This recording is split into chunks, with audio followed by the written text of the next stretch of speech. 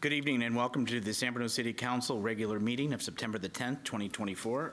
Meeting has been called to order. Roll call, please. Councilmember Alvarez? Here. Councilmember Hamilton? Here. Councilmember Marty Medina? Here. Vice Mayor Salazar? Here. Mayor Rico Medina? Here, for those that are able, if you would rise with me as we do the Pledge of Allegiance this evening. I pledge Allegiance to the flag of the United States of America and to the republic for which it stands, one nation, under God, indivisible, with liberty and justice for all. We'll move on to item number 4, which is public comments for items that are not on the agenda. City Clerk? I have 2 speaker cards. The first one is Eisen, followed by Ray Moser.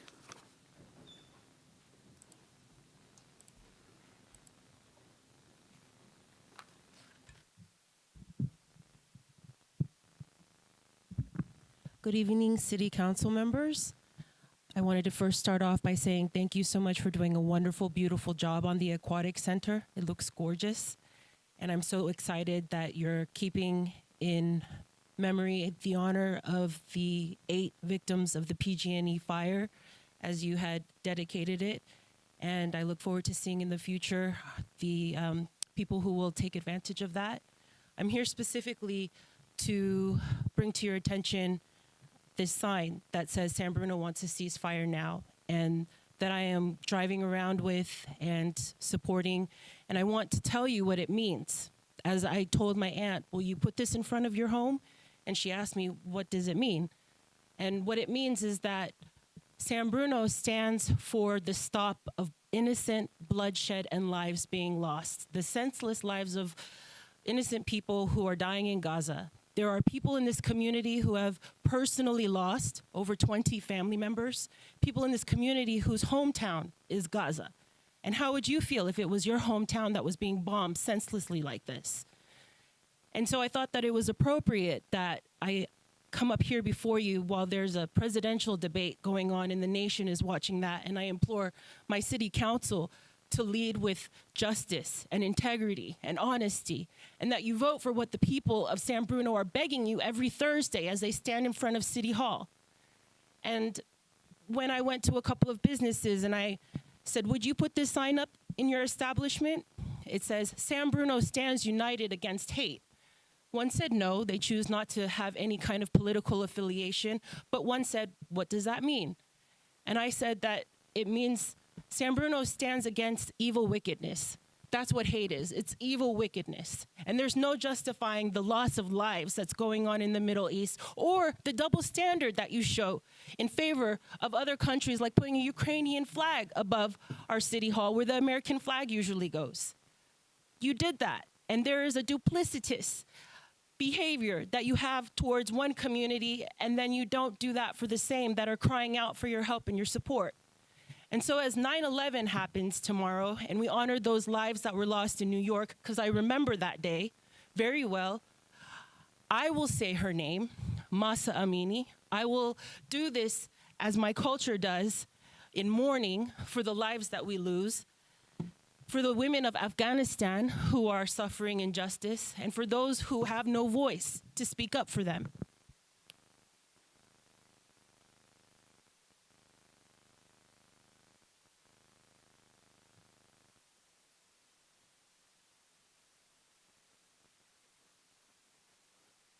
We do this when we're mourning and someone has died and we grieve for them. Thank you for your comments. And the American flag was not taken down. It has to fly. Next speaker, please. We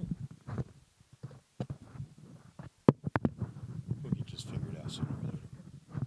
Council members, how are you? I'd like to address a problem I seem to be having with City Hall. And when I send an email to City Hall, they seem to move at the speed of a sloth, if at all. And when I talk about speed, I mean like molasses in the winter in the Arctic fast. You guys should change things a little bit like they do out in the real world, because most people here have only worked for the government. If I send an email to any member in City Hall, I should get an immediate response, not to the questions that I'm asking, but an acknowledgement that they received the email. Because as it stands now, give you a hypothetical, July 18th, somebody sent an email to a person in the city council or city hall asking questions. From that day to this day, they haven't even gotten an acknowledgement, more or less an answer. Simple questions. They are pathetically slow. You need to change this. Mayor, you're up for election, so I'm going to put this on your plate, okay? You're in charge of the city. Things have to change. I'll give you a prime example. I love this example. 2018, I sent an email to the city. They replied to it in 2024. I don't know if any of you think that's okay. We have to change this. I send an email, you send me a reply. You can do this automatically on your computer. You acknowledge it, or you're not in the office between this date and this date, and they'll have 10 business days, that's 2 weeks for you guys, to reply to that email. It can't go on forever. And some of, I'll get back to you. You wait 3 weeks, 5 weeks. They still haven't got back to you. You go, what the hell's taking them so long? So I think if we could change this and have a reply within 10 days, I don't think that's outrageous. And Mayor, we're going to find out. You send me an email, or you can ask the councilman, half the city staff's got my email address, on what to do, what you're going to do. I'd appreciate that. Okay? Thank you. Thank you for your comments, and I don't run the city. The 5 council members here hire a city manager who operates the day-to-day operations, so that's something we can take up with the city manager. All right, any other speakers? I have no other speaker cards. Let's move on to item 5, announcements. First, we have item A, join Caltrain's electric service launch parties on the weekend of September 21st and 22nd.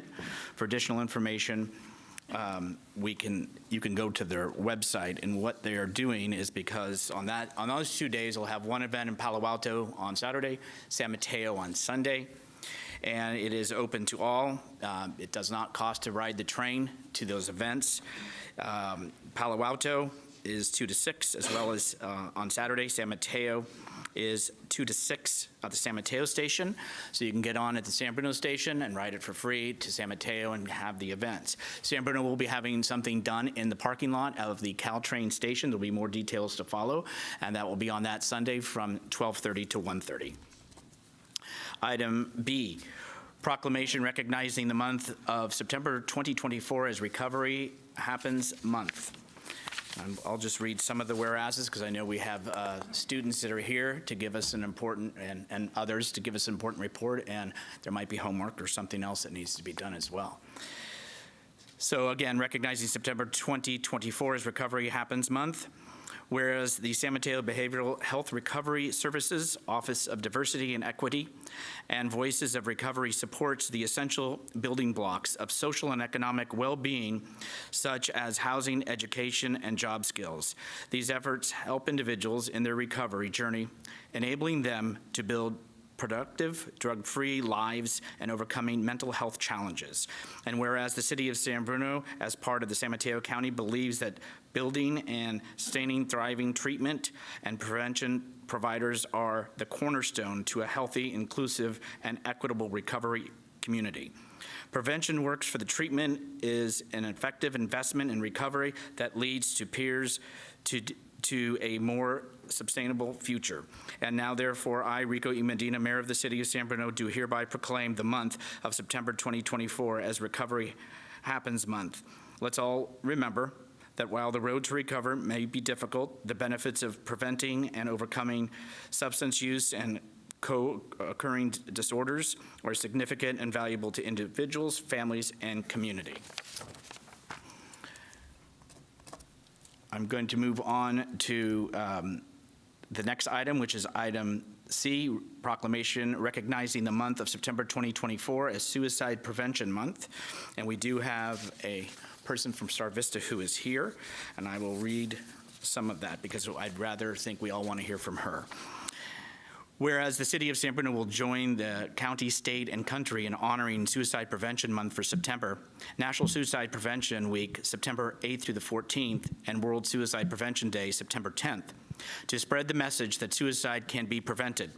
And whereas in 2023, 65 persons died by suicide in San Mateo County, and 16,568 calls were received in the San Mateo County Crisis Line, run by Star Vista, which we'll hear from in a moment. Now, therefore, I, Rico E. Medina, Mayor of the City of San Bruno, do hereby proclaim and designate September 2024 as Suicide Prevention Month and call upon everyone in our community to find their role in that support.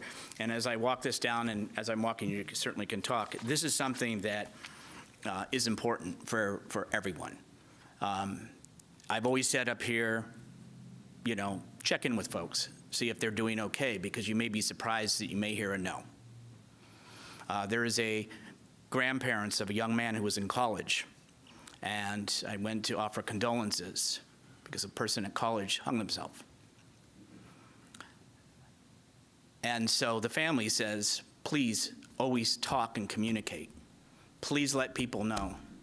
Others suffer and have challenges, and that there are people and resources that we'll hear from in a moment. So always understand and take the time to check in on others. Please go ahead. Thank you, everyone. Hello, my name is Taylor Coots, and I am the director of Star Vista Crisis Center. Some of the services that we provide, we offer the 24/7 crisis hotline for you all for suicide prevention, as well as 988. When you dial 988 with a 650 area code, you're going to get our center. We also provide suicide prevention trainings. We do a lot in Cappuccino High School here for our community, as well as multiple high schools and middle schools throughout the county. And we also are really proud to have now launched dispatching of 24/7 all ages mobile crisis response that will respond anywhere in the county, San Mateo County, to bring a clinician, a family partner, and de-escalation support. So we're dispatching that out of our crisis center. You just call our hotline, and then in partnership with the county and Telecare, you'll get response in person. Outside of my role as a director, I'm also a San Bruno resident, and I am a proud San Bruno parent to San Bruno teens that go to Cappuccino. I am fortunate and privileged to have accessed many of the above services I had mentioned myself, and very similar services. And as someone who has called into hotlines during some of my darkest hours, I'm someone who has accessed community mental health services when I needed support, and I'm someone who has requested mobile crisis response for my own family when I didn't know what else to do. This last year, as we heard, Star Vista Crisis Center responded to over 15,000 contacts into our crisis lines, and close to 200 of those contacts were San Bruno residents. I'm here to tell you that suicide is preventable, and our counselors are standing by 24 hours a day, 7 days a week, to remind you that you are never alone and support is available. Recognizing Suicide Prevention Month and putting efforts towards suicide prevention helps both reduce barriers and stigma, it helps to stabilize our community, and it helps us support a stronger tomorrow. Thank you all for your time towards this important effort.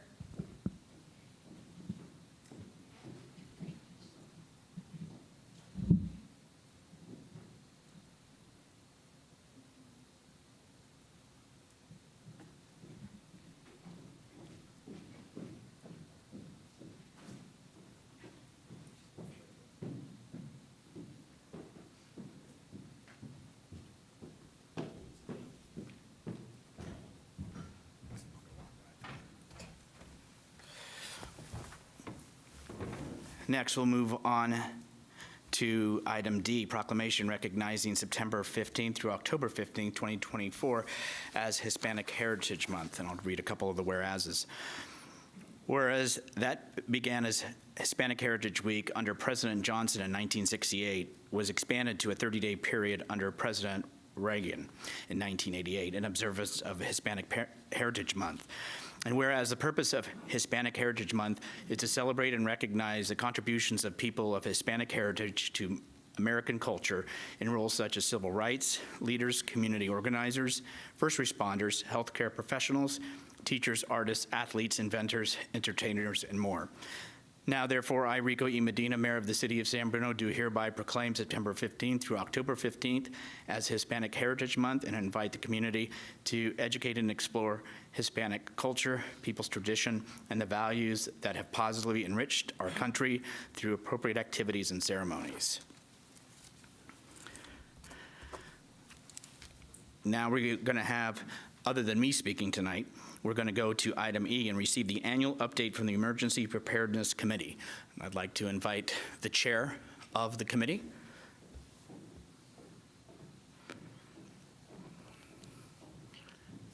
Zidane, floor is yours.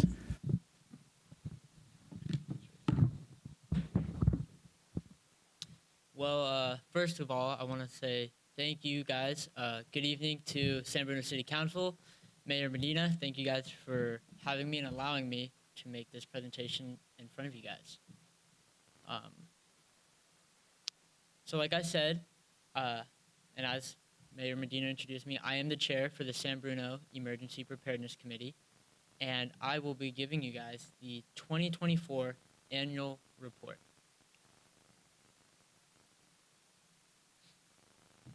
So this right here, as you guys see on the screen, this is our mission statement. So essentially what we dedicate ourselves to, and the whole purpose of our committee, is to prepare citizens of San Bruno of what to do if there was a natural disaster or if there's a man-made disaster. Not only what to do, but how to prepare themselves to essentially mitigate the consequences.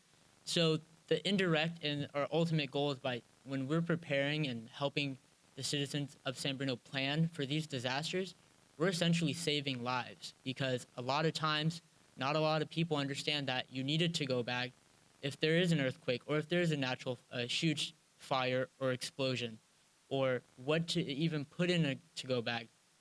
And that right there can save many, many lives. These are just some of the great people that are a part of the committee that make everything happen. And all together, as we collaborate, we can bounce ideas off of each other, or how to outsource and how to engage with the community. For example, one of our great goals that we essentially want to do, and one of the members have, as we're discussing, is to get involved with the schools. So I, Zidane Millie, am the chair. We have our vice chair, Janet Ludis, who's in the audience as well. We also have George Papanis, Malcolm Robinson, and Ron Lapidus. We also have our amazing city staff that's part of San Bruno that also make all this happen. We have R. DeLay, the fire chief of San Bruno, who's also in the audience. We have Garrison Sexton from the San Bruno Police Department, Gage Slice, who's also with us today, the fire marshal. And also we have our ex officio members, Doug Kuntz from Red Cross, Dave Dornless, San Bruno Amateur Radio Volunteers. And all this together, we're able to essentially collaborate and make the committee as what it is. These right here are just some of the accomplishments that we've done, and as you can see, we've done many, many great things. The stuff we have listed, these are all community events that we're able to be a part of, to not only talk to different individuals and get to help them plan for these disasters, but also to even know that we exist, because many times a lot of people don't even know that we exist as a committee or even what we do as a committee. So this is just a great opportunity for us to hand out flyers and how to be safely prepared for all these natural disasters. And through this, not only do we get to interact with these great community members, but through word of mouth, when we speak to them, they speak to their family members, they speak to their children, their friends, their coworkers. And through all of that, it allows us to do what we're meant to do, and that's save lives.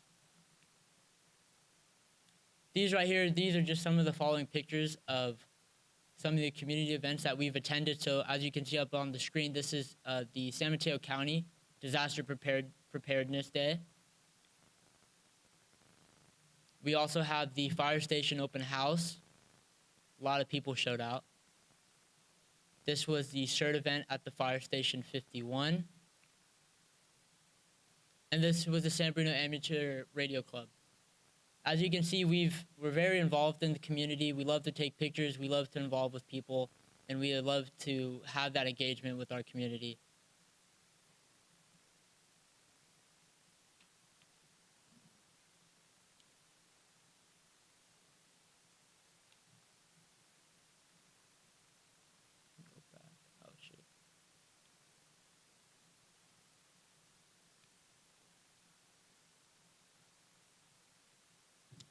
So I do want to say thank you guys so much for allowing me to present this. And we're going to continue doing what we do best, and that's engage with the community and get involved. Thank you. Thank you very much, Mr. Dane, Mr. Chair. And thank you to the committee for the work they do. Obviously, this is volunteering to give back and to keep us prepared. And this presentation can be seen also online if you want. And I'm only going to mention Prepare a Go Bag because Janet's in the audience, and she always tells us about that.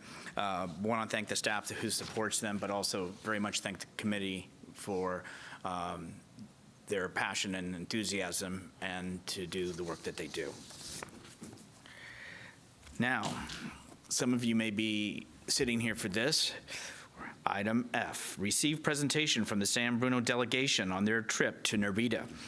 We're going to have Ari, our fire chief, started, who is representing the city of San Bruno, and this is something long overdue. When I went to Parkside, when I saw the delegation, the council and I, we got together with the delegation that came over before, but also going to Parkside, and when it was time to say goodbye, I watched some of the young people weep. I watched their parents weep because they were weeping. And it was a great experience because obviously it's been on a hold because of the pandemic. So we are happy, and I know when I spoke to the mayor of Narita, one of his biggest important things he said to me was, I want to make sure we get the students back, #1 priority. So with that, Fire Chief, please begin your presentation and the team you have with you. Good evening, Honorable Mayor, members of the council, and members of the public. My name is Ari DeLay, and I'm your fire chief. It's a pleasure to be here this evening with the council and the public and our partners here at Parkside Intermediate School. This evening, the representatives from Parkside, including teachers Ms. Selena Dalmacio and Mr. Ben Nowakowski, and 9 of the 10 students that made up this year's delegation to Narita. I wanted to start off by thanking the City Council and the City Manager for their continued support of this pretty incredible program and for allowing me to lead the delegation this year to our sister city in Narita, Japan. It's been an honor both personally and professionally to be able to lead the delegation, and I wanted to say thank you for that. And with that, I will turn the presentation over to our partners from Parkside who are here this evening. Selena? Thank you, Ari, for that wonderful introduction. Having you part of this delegation and working with someone as amazing as you is truly an honor. So my name is Selena Dalmacio. I am a music teacher at Parkside Intermediate, and I'm one of the lead teachers for this year's delegation of the past 2024 group. And I'm here to just give you a little brief history and also talk about what we did over this past summer here at the in Narita, Japan.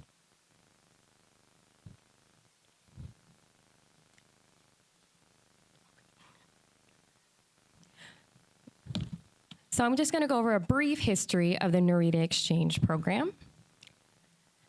And just here's our presentation topics. There are a few, but I promise that they will be short and sweet because I know that we have a lot on our agenda. So just to clarify, where exactly is Narita? It is a city in Japan located in the prefecture of Chiba, and it is located next to the Narita International Airport. As we are also located next to San Francisco International Airport, that makes us twins in a sense that we are sister cities, thus creating the San Bruno and Narita International Friendship Society. And as you can see on the next slide, as it goes through, we have 2 sets of street signs. One is located next to Narita City Hall, and it both says Narita and San Bruno. And then ours is located in between the San Bruno Public Library and the City Hall. Now, our Narita and San Bruno Friendship Society began in 1990, but was on a hold, as you know, due to COVID restrictions back in 2020. So it's very important and very special for all of us that we were able to bring back this program after 5 years. And our main goal of the Friendship Society is to exchange cultural and experiences of from different cities and different countries, as well as to create and maintain international friendships. And we hope, and what what happens is our Narita delegation visits us every March, and then we visit them back in July, and we share and stay in our host family, and we share different food cultures and where we like our favorite places to go. And some of our students introduce the Narita students to like In-N-Out, and then they learn different types of food such as like tonkatsu curry and teppanyaki and things like that. So it's a really great experience for our students because they get to see how a middle school student lives in Narita, and then our Narita guests get to experience what it's like to be an American student here at Parkside Intermediate. But I'm going to hand it over to our student delegates. I have 4 here who have prepared some speeches. My first 2 are Dan Tralcinko and Tommy Parton.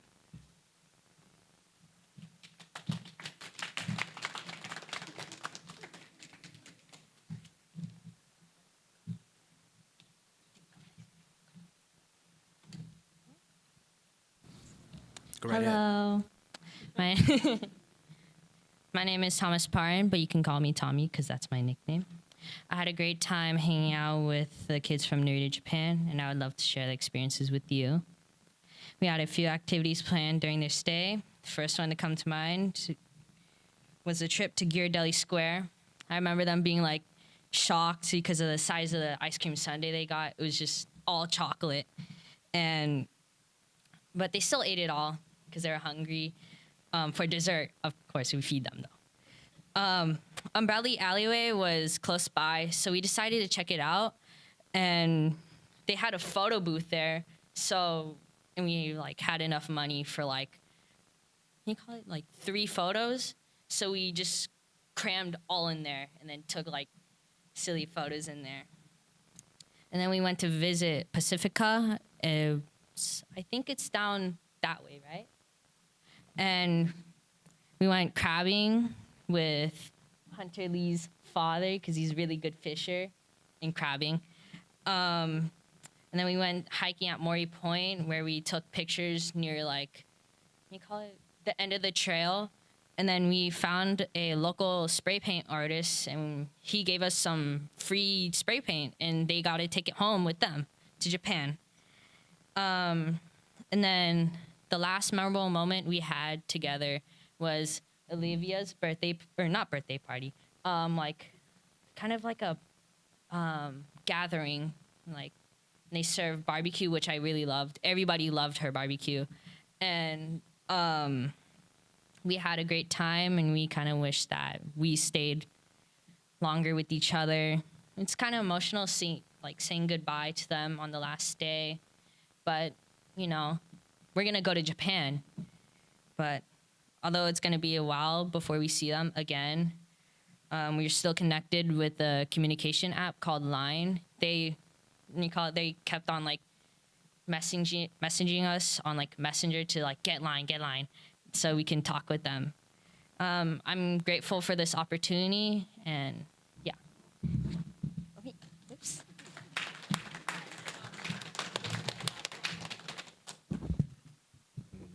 Hello, I'm Dan Tralcinko. I'm very thankful and happy to be here today. The experiences from Japan are something I'll never forget. And as Tommy talked about all the things they did here in San Bruno, I'll be talking more about what we did there in Narita, Japan. Like spending every day with all the guys from the exchange program, trying new foods and exploring the wonders of Japan, like experiencing the Gion Festival. And some other experiences I enjoyed were visiting the 2 schools and walking around Japan, even though it was really hot. And I made so many memories with my exchange partners, Junya and Rintaro. They made exploring Japan so easy, and I felt like I was an actual member of their families. Some things we did while we were there was the Joy Palace Indoor Amusement Park. We went to so many rides, and we were really upset we couldn't take any videos in there. And some other things we did was try a lot of new food. Like I tried eel for breakfast. That was new. And this trip wouldn't have been the same without the people I went there with and the exchange students from Narita. So thank you so much for offering me this unique and once-in-a-lifetime experience. Thank you. Our next 2 presenters are Kaylee Quinn and Olivia Lewis.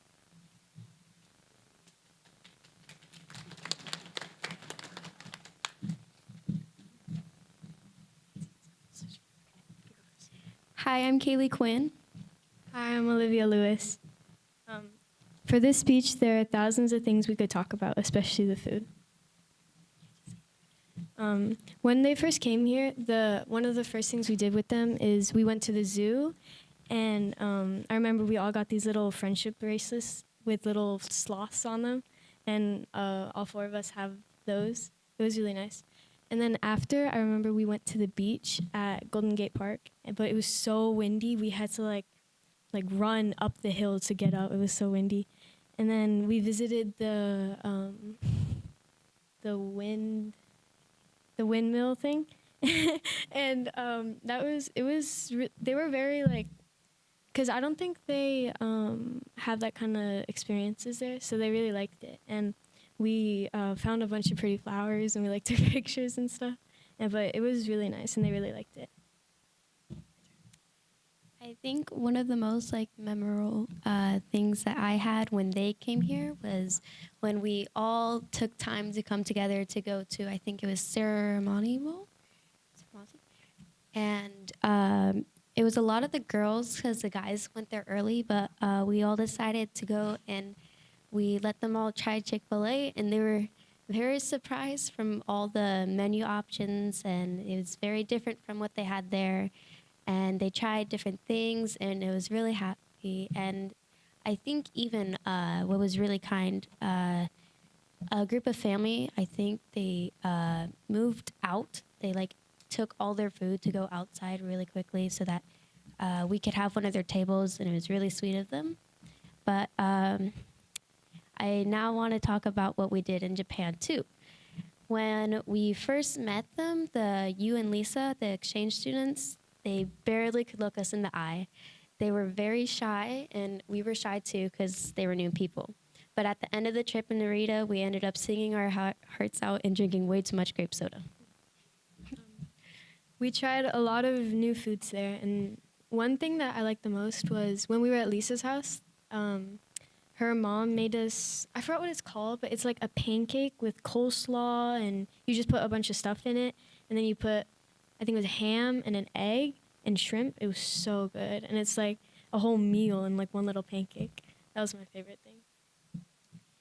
Our host families were so kind and treated us like their own kids. They served us amazing homemade foods and lots of snacks. And on the last day, I remember in Lisa's house, we bought so much stuff and could barely fit stuff. And they came into our room and got a big basket of more snacks. And it was just so kind. But another thing I would really want to talk about is the festival that they let us go to. I know we went the first day and we got to pull a float, and that was an amazing experience and very special. But we got to go there a second time, and they showed us more of the traditional foods that they like to eat. And they showed us a lot of places we didn't get to really see when we first went there. But it was amazing. Everyone was wearing dresses and really nice clothes and very traditional. And it felt just very amazing, especially because I know that my father also was able to go on this trip when he was in Parkside previously, so I really was happy that I got to go there when he got to go there and how he probably walked there. So it was an amazing experience. My favorite part about going to Narita was probably when we visited their schools, because we got there and we were walking by the classrooms and they were all empty. And then we were like, where is everyone? So we walked into the gym and everyone was in the gym, and there were so many people. And then we had to do our speeches. And then after, we got to experience their lunches and one of their classes, and it was really nice. Thank you so much for this amazing opportunity. We will never forget it. Thank you.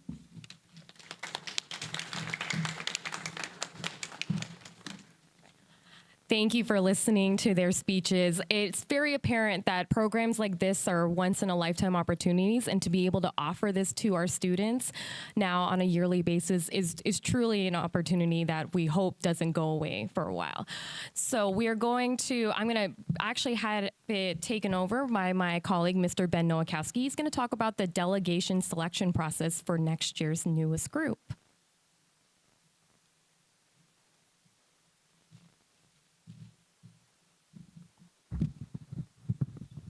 Morning, or good evening, I should say, everyone. long day today at the school, but here to actually give you guys a little heads up about what we had to do in order to select our 10 to be a part of this wonderful program that has been, like we said, has been around since 1990. And this is only for the 8th graders, so this is a milestone, what I call a rite of passage that will allow for them to experience a world that is beyond their own shores. And not just the food, not just the traditions, but how one actually looks at the family, how one looks at the environment to which they are thriving in. And ways they can do it, we actually have a 3-step process. 1, you have to write a short essay as well as fill out an application about why is it that you would make a good choice for being in Parkside. 2 teacher recommendations, as well as once everything's all filled out, you'll be interviewed by a teacher panel, and usually with 1 admin. And believe me, this group, it was a very tough decision, and we wish we could have taken all of them, but the ones we had taken, they made every moment count, and the memories that they have shared here are worth every heart, mind, and body. Now, other things that they have to include is a 3.0 GPA. So we want to make sure that they embody not just the academics, but the whole school itself and the community, because they're representing the best and brightest when they go over there or when they are meeting their friends for the first time in March. And most importantly, they have to be responsible, respectful, and resilient. It can take a lot, especially when it comes to traveling overseas. You can experience homesickness, but the moment you get over to the other side, the adventures that you'll have can make an impact. Now, these applications, for us, we are gonna make them available as soon as the end of this month. So we're looking forward to what we have planned for this year alone. And thank you very much.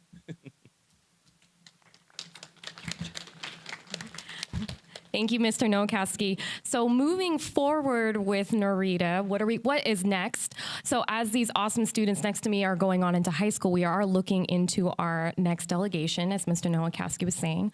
And we're moving forward and thinking about encouraging students to join the program. We're looking for community outreach. So if there's anybody in the community who would like to donate time or financially or want to be part and expand this more than just being at Parkside, we are definitely opening our ears and we're here to listen. We want to make this more school-wide, so instead of it just being, what's Narita? We want them to be, oh, Narita, we want you to be part of this program. We want you to be involved. And then hopefully we're getting that so that when our new delegates in 2025 visit us in March, we have our multicultural day and we are going to expand and have an entire festival that's going to welcome our Narita guests and immerse them in all sorts of types of cultures and different traditions. I'm going to hand this over to Mr. R.A. DeLay. He's going to talk about the different activities and hopefully show you a video about what we did in Japan.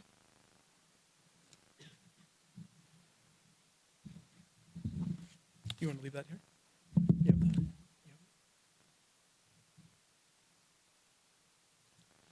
All right. Maybe if Lapita, you could help us out, just hit the play button there for me. Oh, there it goes. What you see before you is the Gion Festival. It's a 3-day festival in the city of Narita. And you see residents from the city of Narita and visitors all pulling this large dashi, which is it's a big honor to be able to pull this dashi through the community of Narita. And they play flutes and music throughout the community. And there's 12 to 15 of these floats that go throughout the city all night long for 3 days. Right. We also visited two of the schools in Narita, two of the high schools, and had a great opportunity to visit with the students there. And they had some pretty amazing presentations for the students here in San Bruno to immerse them in the culture that they had there in Narita. We had an opportunity to visit the city hall, see how their government works, and also an opportunity to visit the fire station was pretty fitting for me to be there at that opportunity. So I'll give it back to Selena here. Okay. Get out of here, Harrison. Thank you. Just some ending notes. Just want to say thank you again to the city, to San Bruno Park District for giving us this opportunity to bring this program back for our students. And we hope that this opportunity continues on for many years to come. If you would like to be part of the Narita delegation and help us out in the future, please feel free to reach out to me, Mr. Nowakowski, Mr. Ari DeLay, and we would love to hear what you would have to offer. Thank you so much for your time.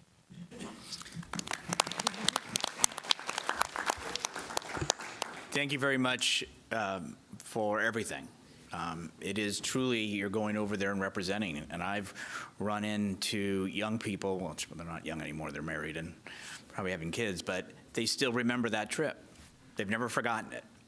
It really is enlightening and rewarding, and it's about cultures coming together and learning and living and being better for knowing each other. So to the students that represented San Bruno, thank you. And obviously to the parents, because that was a lot of work too on your ends, I know that. And to the teachers and to the fire chief.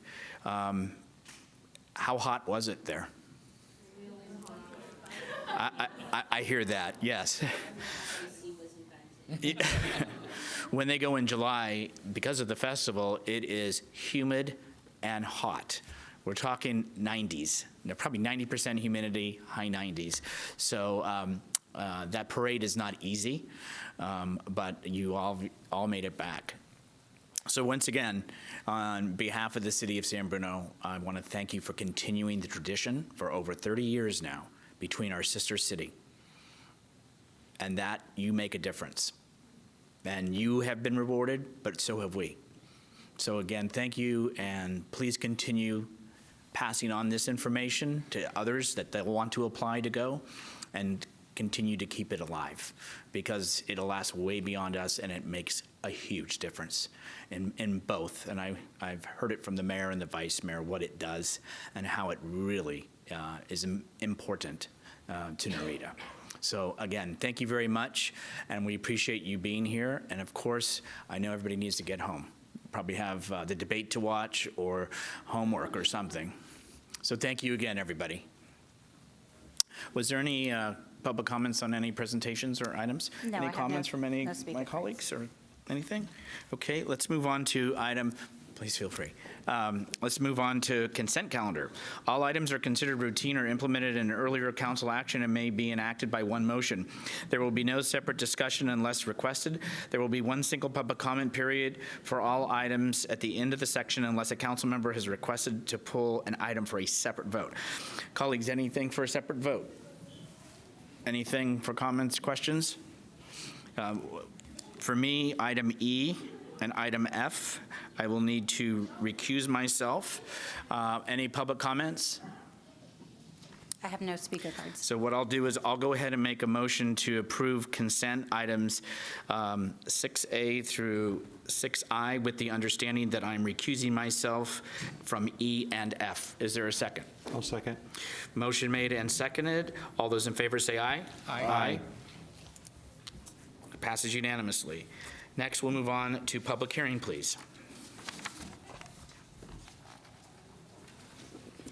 Item A, consider adoption of a resolution amending the user fee schedule related to housing element implementation and additional categories of minor planning application fees.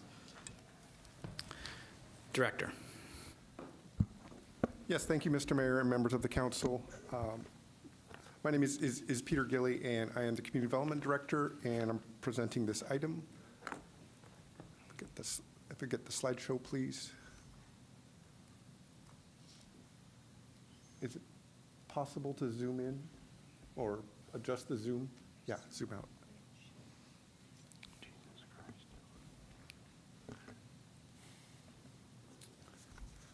get started going through the slides, though. This is a minor update to the fee schedule. There are two components. The first is housing element implementation. It doesn't look like the slides are going to be useful in this form. Do we need a minute? Yes, If you wouldn't please. mind, can Yeah. we have a 5-minute recess? Okay, we'll have a 5-minute recess to work out the technical matters.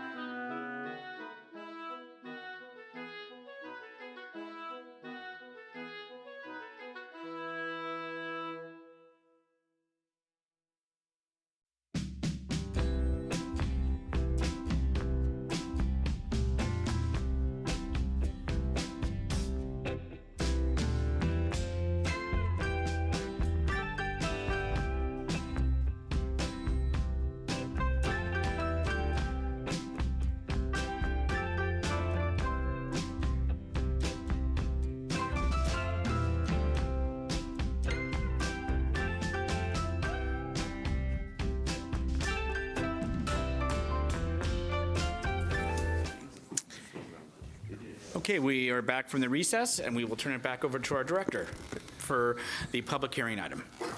Thank you, Mr. Mayor. This is a minor update to the user fee schedule, and the agenda for this item will go through the objective, background, what the amendments are, recommended action, and any questions. The objective being that council adopts a resolution amending the user fee schedule. So there are two components. There's housing element implementation that is a product of the housing element that council adopted an amended version at the last council meeting. And then there are some changes to fees for minor planning applications that are being recommended as well. For the housing element implementation, there are 4 changes. All are text or notes. None of these are actual changes to any numbers. They're notes calling out what is required in 2 programs of the housing element as far as waiver of fees go. There's a reference to another housing process that has a process to adjust transportation impact fees. And then there are 2 notes simply being added to clarify the use of the 2 other fees at the bottom of the slide. So again, these are notes, not actually changing any numbers. Then there are the other components are the minor planning applications, and these actually came about based on staff feedback as we were preparing to implement the fee schedule that took effect on July 1. The first proposal has to do with minor architectural review permits, and in a nutshell, there are a range of 3 different minor ARPs. The lowest is $1,182, and that is based on an estimated number of hours staff would spend working on it. As staff looked at this further, we believe there are certain types of site architectural landscape changes that are minor enough, that still need a review, but are minor enough that it shouldn't need anywhere near that number of hours, and therefore we're recommending a new category for the really minor type of these type of permits at $410. The other has to do with administrative temporary use permits. These are primarily holiday events at Tanfran or church events. Those are typically what our administrative temporary use permits are. We relooked at the staff hours being used, and we separated out the inspection costs, which can vary a lot depending on which type of event it is. And we already have separate fees established in multiple departments for hourly inspections. Therefore, we reduced the actual TUP fee to just what's needed to get the TUP acted on. Then an applicant, if they have special inspections they have to do, they would pay for those. But that means also if you don't have any special inspections, you wouldn't have to pay anymore. So it's this change going from $2,094 to $787 to focus just on the TUP part of it is viewed as more fair across the board. We also have a category if you are an admin TUP and you're doing the same program you did in prior years, we have a lower fee because the amount of time staff needs to spend on it is less. So there is a lower fee on the recurrence. Now, administrative TUPs can go up to 90 days. Many of these events are less than 5. They're like a weekend event.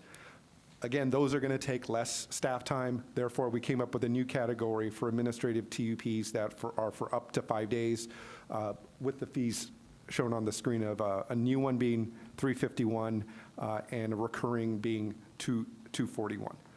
If there are special inspections needed, those would still have to pay those, but in some cases, that's not applicable. So those are the fees. Now, the packet, when the attachment to the resolution was created, the Excel file was converted to a PDF, and for some reason, the strike-through in the PDF shows as underlining. And underlining is supposed to be new, and strike-through is supposed to be what's being reviewed.